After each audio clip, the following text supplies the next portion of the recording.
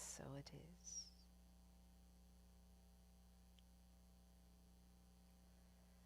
So here we are, back in the room, changed, because we have been changed. Some of us may feel it, some of us may not feel it. We may feel it later. But here we are, and we have been changed. So, it always takes a moment or two to get back into physicality and be present to the room and all of us in it. Is it helpful to do these exercises? I see a few heads nodding. More heads are nodding. I find it extremely helpful myself, and I may not even do it for that long sometimes, and I may be out in the marketplace when I have to do that. But it is a wonderful thing. So how are you all doing? Do you all need a little blankie so you can go sleep? Well, my dear ones, as you know, we've had a wonderful weather visitation. I don't know if you all had the benefit of enjoying the storm. Quite loud it was too, making its presence felt. And some of us jump, and some of us start, closing windows and curtains and things like that. Some of us want to go out and be in it. Isn't it interesting, our various and sundry reactions? But you see, that's a physical demonstration of what happens to you and to me, spiritually too. Sometimes spiritually we're knocked off our feet as well. Really are. And you think, good God, how could I be feeling like this after all my prayer and study and classes and so on? Why do I feel so not together, disintegrated?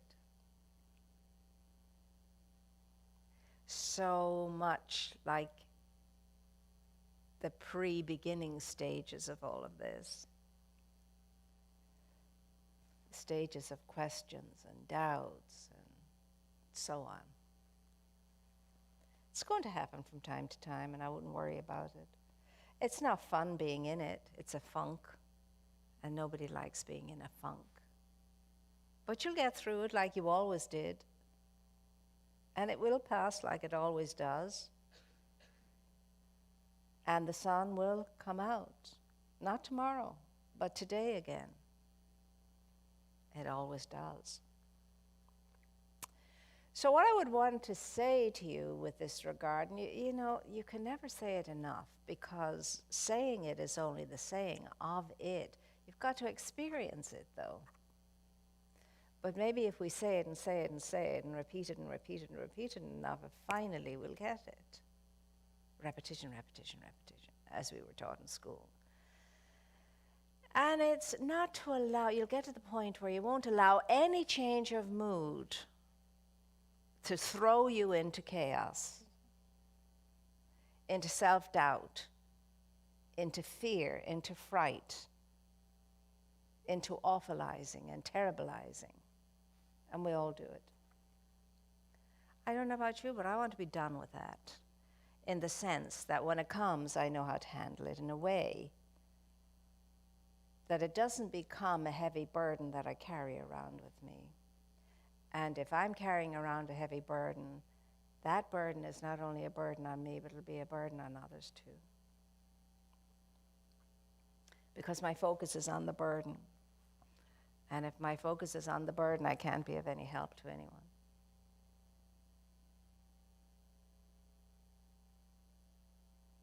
The crazy thing is, right now, you're absolutely where you're supposed to be, and where you are is incredibly amazing.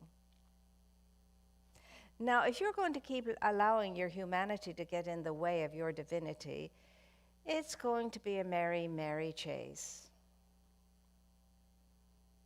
You're going to be in and out. It'll be like a roller coaster. The thrill of the idea of it, and then when you get up in it, you're screaming. I never did that. I just closed my eyes. Let everybody else scream. Just closed my eyes and held on tightly. I don't know where any of you are at the moment, really, in yourself. Where you are, I mean, with yourself. How you're doing with yourself. I don't know if you are good company to be in at the moment with yourself. I don't know whether time with yourself scares you or delights you, and all the various stages in between, because we're all over the gamut of that. It's true, all of our life is a circle, and within the circle there are many kinds of experiences. Now, when you get into a whirlpool, that's not so much fun. You don't have to stay there. I've landed in a whirlpool. Okay. I'm going to rise up out of it now in spirit.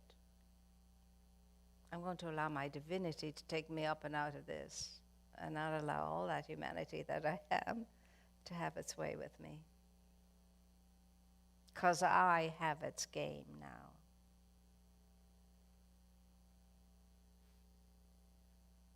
I know what to do now. And it won't be easy at times, because the feeling will have overcome you and taken you over. And even though you tell yourself, I just have to change my thinking, I just have to change my mind. And that's true. But mind is like quicksilver, and it moves quickly. However, body remembrances, physical matter, density, doesn't move as quickly. It takes that a little longer to catch up with your mind.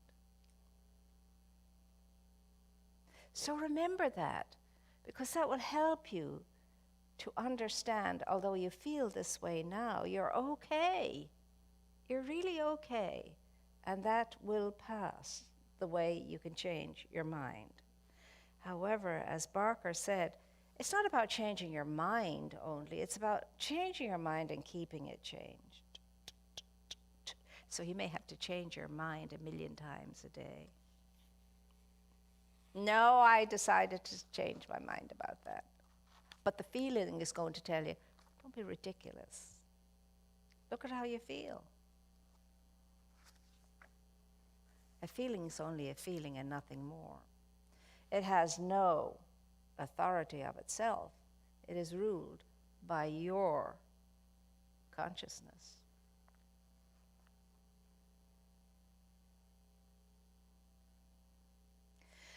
So the whole idea of what I'm endeavoring to share with you now is, no matter how weak you feel, no matter how low you feel, no matter how whatever it is you feel, tell yourself it's only a feeling and it does not have substance underneath it to support it. It just has the thinking, I'm feeding it. Now, when you get yourself into a funk, you've got to make up your mind to do something that will enable you to forget your small self in the funk. That will distract you. That will help yourself pull yourself out of it. And only you will know what that is. For me, it might be as simple as getting up from my desk, going to the kettle, switching it on, making a cup of my favorite tea, and who knows, I might even have a piece of chocolate.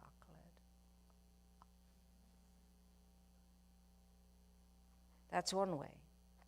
Another way for me would be to pick up the phone and call somebody who's far worse off than I am and say, how are you doing? Is there anything I can do for you? Another way would be go outside and breathe and go walking. You'll know, I'm only giving you these little examples, but you'll know what to do. Another thing would be to put on something really jazzy and move to the music. I can guarantee you, whatever you've been feeling, if you're going to do a jitterbug or something like that, you'll soon forget the feeling because you'll be worn out trying to jitterbug. Say, oh my gosh, I didn't realize I haven't that much. Oh, I better go. I better start exercising again. But at the same time, the music is fun and you're doing what you can with it, you know? Don't tell me you can't do any of that, because I would be starting to call you Pinocchio then. You can. And when you tell me I can't, you're saying to me I won't. Because that's what I can't means. I can't means, I don't think so. I won't. Maybe tomorrow. Look at all of the maybe tomorrows. We thought we could do something in and it never happened. You are far more strong and powerful and able than you might think. And don't tell me, well, at my age, baloney. My 93-year-old friend dances and wins competitions at 93. All that stuff. And you say, well, everybody has different kind of physiology, and everybody has... That too is baloney. We have the physiology that we tell ourselves we have. We can do what we tell ourselves we can do, and we can't do what we tell ourselves we cannot do. And the problem is we tell ourselves more of what we cannot do than what we can do. And we get into a lazy pattern of thinking and feeling and doing and being. We go into inertia. Do you know what I mean by that? Don't you know what it is to find yourself in inertia? Oh, it's a horrible feeling, isn't it? And it's always the inertia is, I know. Not going to do it. I'm just going to sit here and wait for this to pass. It doesn't. Now, I'm talking about bread and butter stuff. I'm talking about the ABCs of spirituality. You're not going to grow exponentially in spirituality if you're not taking care of the bread and butter stuff. And you won't be able to take care of bread and butter stuff if you're not tuned into yourself, if you're not paying attention to yourself, if you're all the time trying to occupy yourself with something else so you don't have to hear what's going on in your own mind.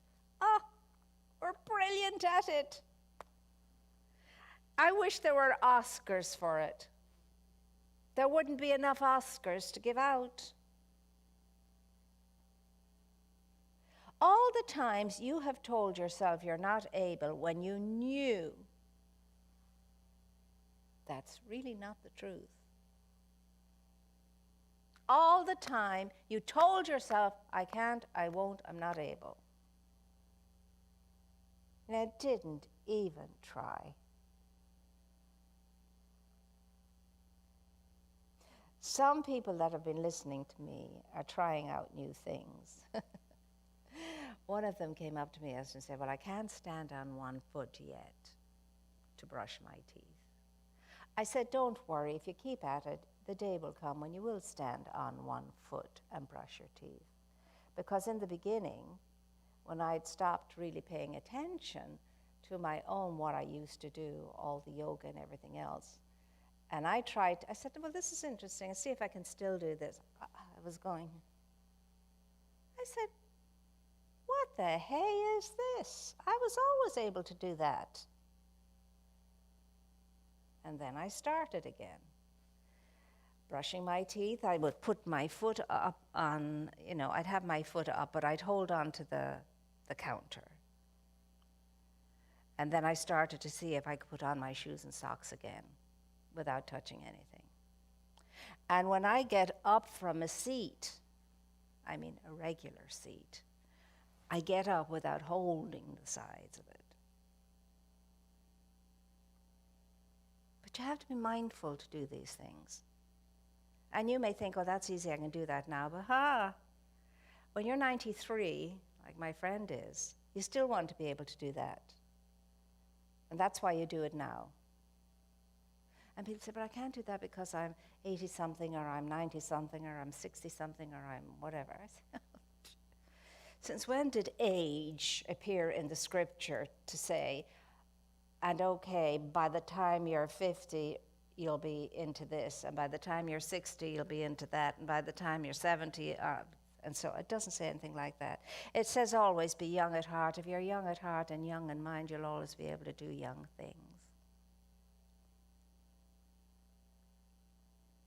I will admit, if I stop my exercise program for 2 weeks anymore, when I start out again, it's like I'm beginning from scratch. But I'll begin, and I'll begin, and I'll begin, and I'll begin for as long as I have to begin. What am I telling you? Just everyday normal things that's going to help you with yourself in your own company, number one, and when you're out in the marketplace, number two. And remember what Sophia Loren said? What's the secret of her youth? She's in her 80s, well in her 80s now, and she's still making movies with her movie-making son. She said, I told myself when I was in my 70s that I would never make old people's noises. And I haven't. And she's still such a vibrant woman. She's such a vibrant woman and exudes health. And her life hasn't always been great either. Some people say, well, you see, it's my life, it has not, and my childhood, and my this, and my that. You're not a child now. Neither am I. And where do you live? Where do you live? Where do you live? You live in the moment always. So don't tell me what was. Tell me what is now. I'm talking to myself. Understand that too. I have to tell myself, talk to myself, shake myself up. And if you want to give yourself a pity party, it's okay. But make sure it's going to be the best pity party you've ever experienced. Put your whole self into it. Feel as piteous as anybody could possibly feel. I tell you, you won't be able to stand it for more than 5 minutes, if that. And then you'll jump out and say, I think I'll go make a cup of tea. Or whatever you do. It's okay to have a pity party, but do it consciously. Everything you do, do it consciously. And the funny thing is, when you're doing something consciously, you don't want to do it for that much time. Look at me, I'm having a great pity party. Look at me, I'm really having a most amazing, depressed day. It's amazing how depressed I can make myself, just like that. Okay, so I'm depressed. I won't always be. It's not going to be the boss of me, is it? Of course. God help anybody who has lost their sense of humor, because that's one of our amazing gifts and gems. A sense of humor. When you learn to laugh at yourself, you're home free. Stop taking yourself so very seriously and laugh at yourself and say, look at yourself, girl. Is this what you want to spend your day in? Is this the person you want people to meet and have to interact with? Or could it be something more? And remember, every feeling you're entertaining is being sucked up by all the cells in your body and being changed by what they hear. Those little cells have a life of their own too. And then when you and I go into funks, they're going, she's squishing me again today. She's squishing me again today. I can hardly breathe. And when you're in good form, they go, oh, we're having a great day today. I feel so good and floaty. I kid you not, that's what happens. Because every bit of you is alive and has a sense and sensibility. And you know it. Now, this is absolutely nothing to do with what I was going to do with you. So don't blame me. Spirit takes over because Spirit is the boss of me. So I don't know which of us came in today needing to hear all of that, but the rest of us had to listen. And it's okay.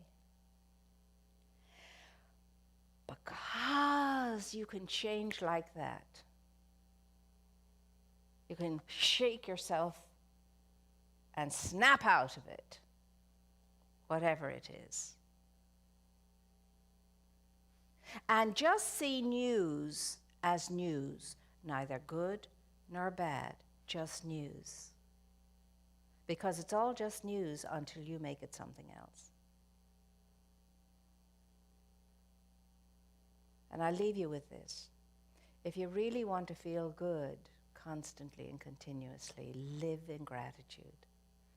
Live in gratitude because you have no idea, no more than I have, of how good I have it in this world of ours. So look for the good in yourself. Look for the good in your life. Do a psychological dig. Dig up all your good stuff and let it feed you and nourish you and strengthen you and empower you. And never, if you want to be happy, never compare yourself with anyone. Because if you do, you're not going to be happy. Any question on that? Okay, have you had enough? All right, so now we should do a jingery-joo. All right, everybody, just shake your hands around.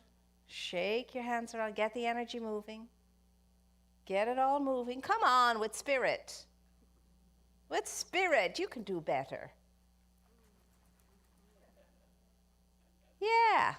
See, just doing that, getting your body energy moving helps.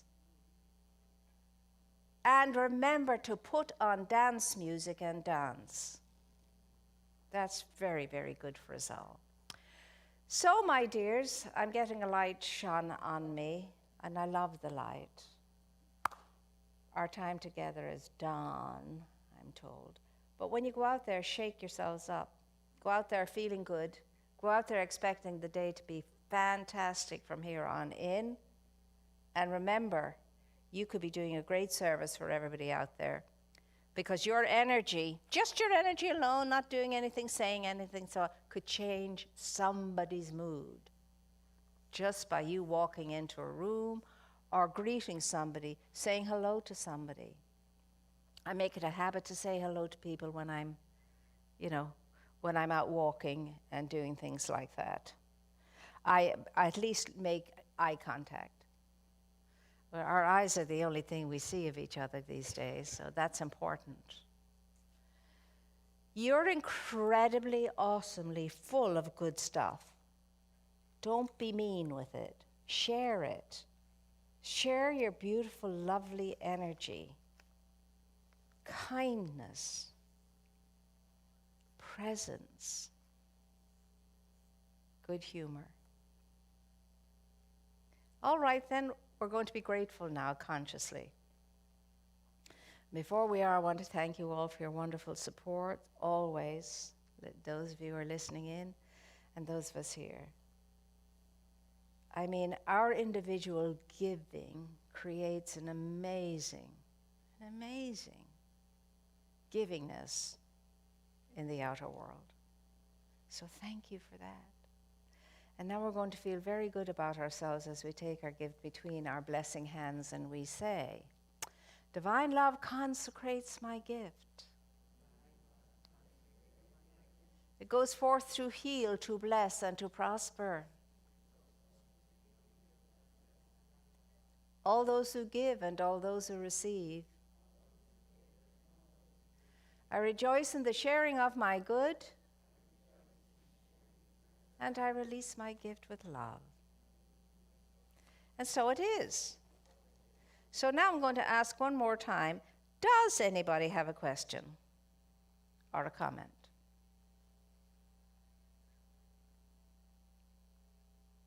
I bet you all weren't like that in the classroom in school. Yes, dear.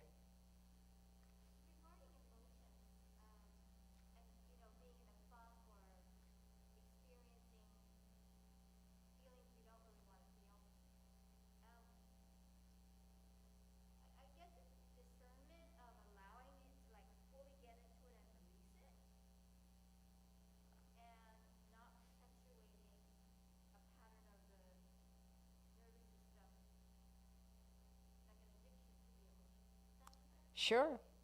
Every single one of us in this room is addicted to something or another or several things. That addiction is something that's habitual and it's not good for you. So as far as emotions are concerned, you're going to have them. You're going to ride the gamut of all of them. You're going to be in and out of them like a yo-yo. But that's going to happen. It's part of our experience on three-dimensional planet Earth. But you can decide, I'll decide when I've had enough of this. I'm going to be in charge of it rather have it in charge of me.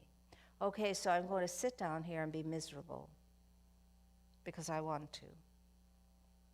Not because I'm forced to, not because I have to, but I've decided it. For some reason, I just doggone it feel like being miserable right now, and I'm going to be miserable. Now, you've taken charge. And again, once you've done that, it's very much like Abraham when he had to take his son Isaac up to that mount to sacrifice him.